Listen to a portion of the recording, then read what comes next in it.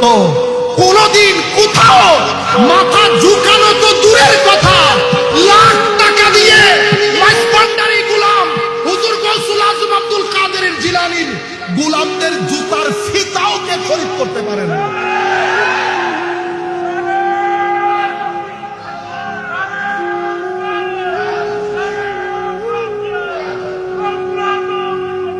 হুজুর আলী কাররামাল্লাহু ওয়াজহাহুল করিম বলছে, মোহাম্মত করেও বাতুলতার দিকে চলে গেছে। তারা খুলাফায়ে রাশেদা সম্পর্কে যে আকীদা পোষণ করে সেটা আমাদের কল্পনা জল্পনার তো বাইরে।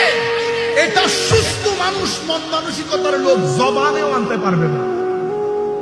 আপনারা বুঝতে পেরেছেন যেই পরিমাণ ঘৃণা তারা সাহাবায়ে কেরামের ব্যাপারে রাখে।